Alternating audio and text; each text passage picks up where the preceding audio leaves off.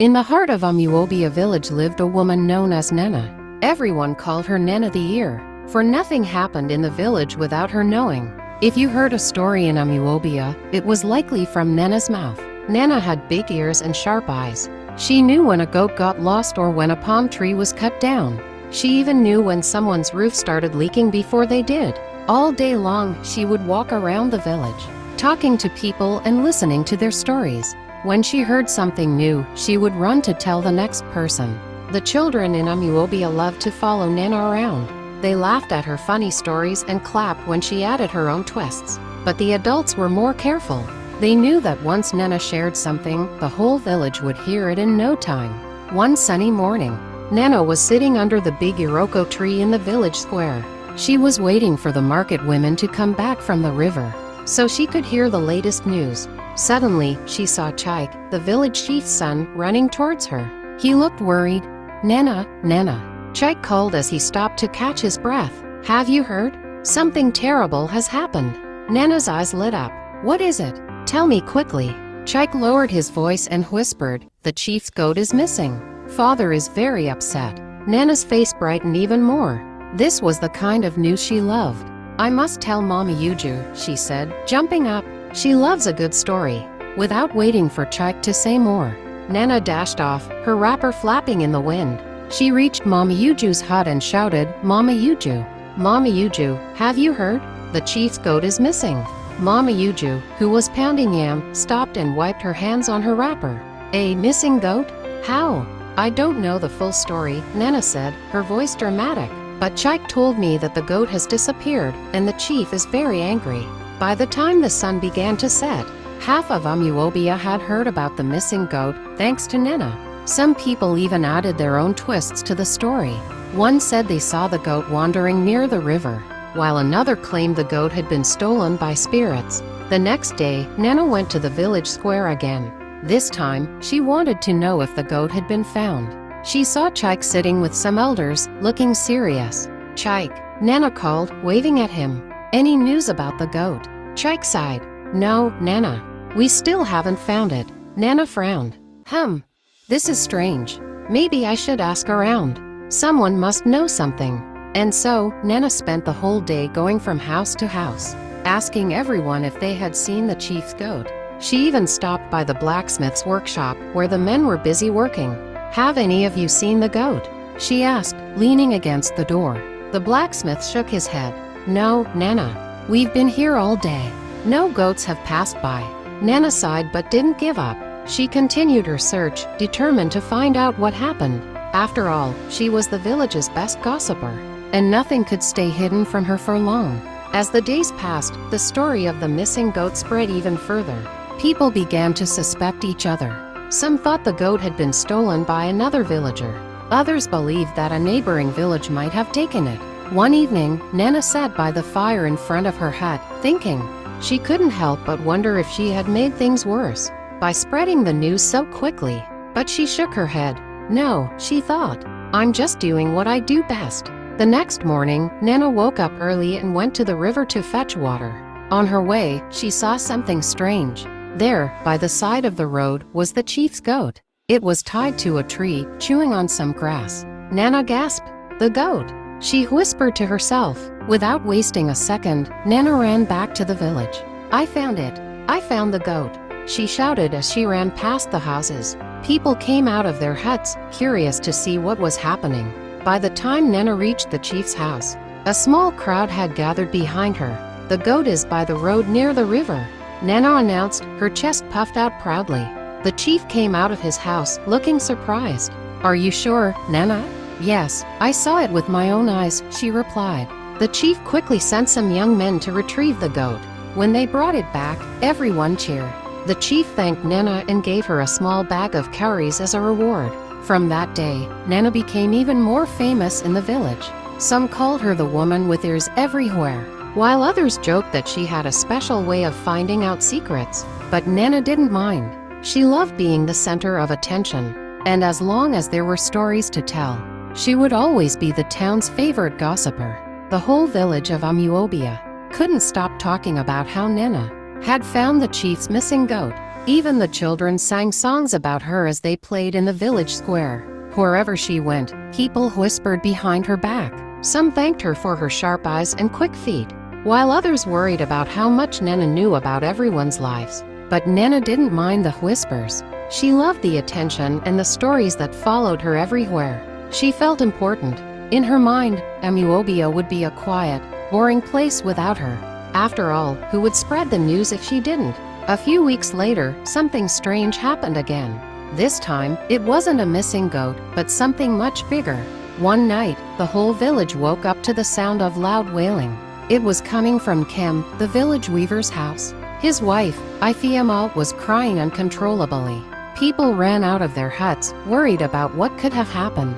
Nnenna was the first to reach Kem's house. She pushed her way through the crowd and found Ifeoma sitting on the ground, her eyes red from crying. "What happened, Ifeoma?" Nnenna asked, her voice full of curiosity. "Why are you crying?" Ifeoma wiped her tears and pointed to their hut. "Our only son, Obinna. He's gone. We can't find him anywhere." The crowd gasped. Obinna was only 7 years old, a small boy with big dreams of becoming a hunter like his grandfather. He was loved by everyone in the village. How could he just disappear? Nnenna's heart raced. A missing boy. This was bigger than a missing goat. She knew the whole village would be talking about it soon. But she had to find out more details first. "When did you last see him?" Nnenna asked, trying to keep her voice calm. "Last night," Ifeoma sobbed. "He went to bed as usual, but when we woke up this morning, he was gone. We've searched everywhere." The villagers murmured among themselves. Some said the spirits might have taken him, while others believed that wild animals could be responsible. Nnenna, however, had a different idea. She leaned closer to Ifeoma and whispered, "Do you think someone might have taken him?" Ifeoma's eyes widened in fear. "What do you mean, Nnenna?" "Maybe," Nnenna began, her voice low. "Someone in the village doesn't want your family to have a son. Maybe there's jealousy." Ifeoma gasped. The idea had never crossed her mind. But now that Nnenna had planted the seed, it started to make sense. Without waiting for Ifeoma to respond, Nnenna turned to the crowd and said loudly, "We need to find Obinna quickly. He could be anywhere by now. Let's search the village." The villagers agreed and split into groups, searching the fields, the riverbank, and the nearby forest. Nnenna, of course, made sure to be in the group that searched near the village elders' homes. She wanted to gather as much information as possible. Maybe the elders had heard something. As the search continued, Nnenna went from house to house, asking questions and listening carefully to everyone's answers. She didn't find any clues, but she did hear something interesting. At one of the huts, she overheard two women whispering to each other. "Have you heard?" One woman said. "Some people think the chief is behind Obinna's disappearance." "The chief?" The other woman replied, surprised. "Why would he do such a thing?" "They say he's upset that Kem's family is growing stronger." The first woman explained. "You know Kem is a good weaver, and his family is respected. Maybe the chief feels threatened." Nnenna's eyes widened. Could this be true? The chief had always seemed like a fair man, but now, the seed of doubt was planted in her mind too. Without wasting time, Nnenna rushed back to the village square, where most of the villagers had gathered after the search. "I've just heard something shocking," Nnenna said, her voice full of excitement. "Some people think the chief might be involved in Obinna's disappearance." The crowd gasped. Kem, who had been standing quietly, looked up, shocked. "The chief? But why?" Nnenna stepped closer and lowered her voice. "They say he's jealous of your family's success." Before Kem could respond, the villagers started murmuring. Some nodded in agreement, while others looked doubtful. But as with all gossip, the more people talked about it, the more believable it became. By the next morning, the whole village was buzzing with rumors about the chief. People whispered that he had been acting strangely lately, that he had been seen walking near Kem's house late at night. Even though none of it was true, the rumors grew stronger with each passing hour. Nnenna, of course, was at the center of it all. She made sure to repeat the story to everyone she met, adding new details each time. "I heard the chief was seen with a strange man," she would say. "Someone told me they saw him carrying something heavy the night Obinna disappeared." The chief, unaware of the rumors, continued with his daily duties. But soon, even his closest advisors started to doubt him.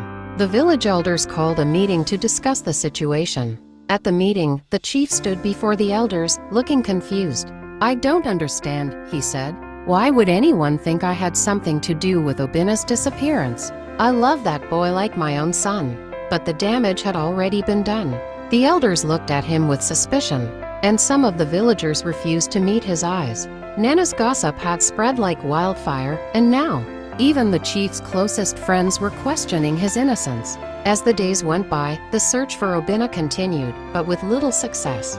The boy seemed to have vanished without a trace. Nnenna, however, was enjoying the attention. People came to her for the latest updates, and she loved being in the spotlight. One evening, as Nnenna sat by the fire in front of her hut, a shadow appeared at the edge of the village. It was Obina.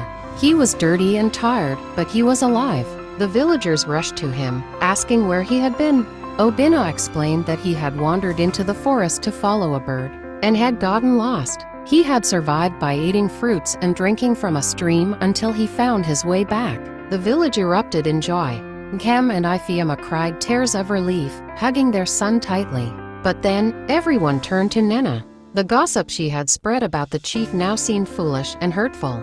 The villagers started whispering again, but this time, it was about Nnenna. "What have you done, Nnenna?" one woman asked. "You made us believe the chief was guilty when he was innocent all along." Nnenna's heart sank. She had never meant to cause harm, but now she realized that her gossip had gone too far. The chief, who had been quiet during the commotion, stepped forward. "Nnenna," he said calmly, "your words have caused much pain in this village. You must be careful with what you say." Nnenna lowered her head in shame. For the first time in her life, she felt the weight of her gossip. It wasn't just stories anymore. It had real consequences. From that day on, Nnenna promised herself to be more careful with her words. She still loved to talk, but now she thought twice before spreading rumors. After all, she had learned the hard way that gossip could hurt more than it helped.